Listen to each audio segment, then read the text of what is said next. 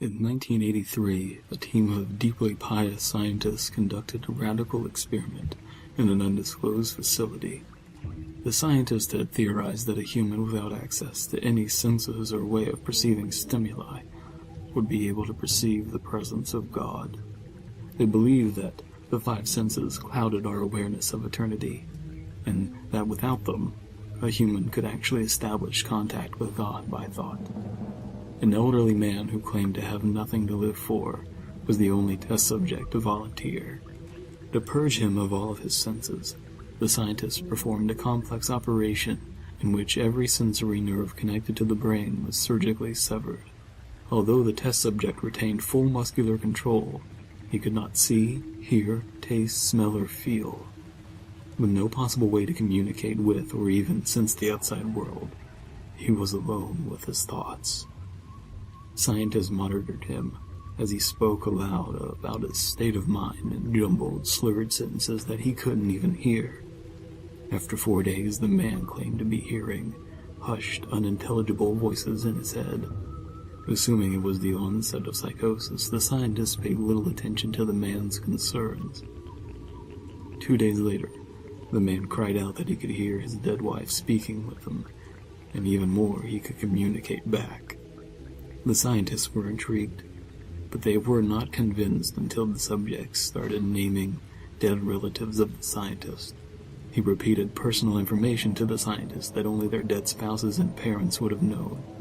At this point, a sizable portion of the scientists left the study. After a week of conversing with the deceased through his thoughts, the subject became distressed, saying the voices were overwhelming. In every waking moment, his consciousness was bombarded by hundreds of voices that refused to leave him alone. He frequently threw himself against the wall, trying to elicit a pain response. He begged the scientists for sedatives, so he could escape the voices by sleeping. This tactic worked for 3 days, until he started having severe night terrors. The subject repeatedly said that he could see and hear deceased in his dream. Only a day later, the test subject began to scream and claw at his non-functional eyes, hoping to sense something in the physical world.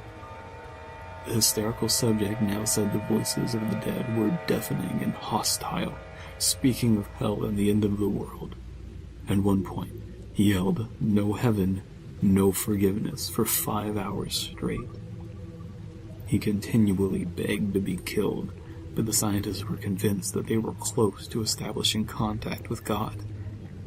After another day, the test subject could no longer form coherent sentences. Seemingly mad, he started to bite off chunks of flesh from his arm. The scientists rushed into the test chamber and restrained him to a table so he could not kill himself. After a few hours of being tied down, the subject halted his struggling and screaming.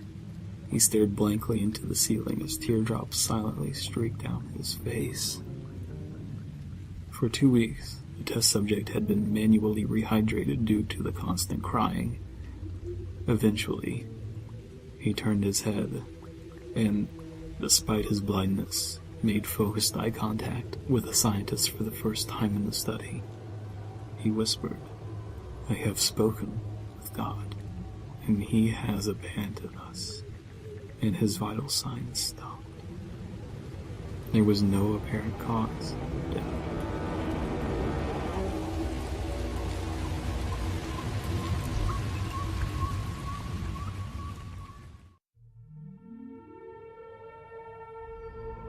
If this video entranced you enough to watch to the end, either through fear, entertainment, or confusion, please consider hitting the like button, or better yet, view one of the narrations both spoken and written by me.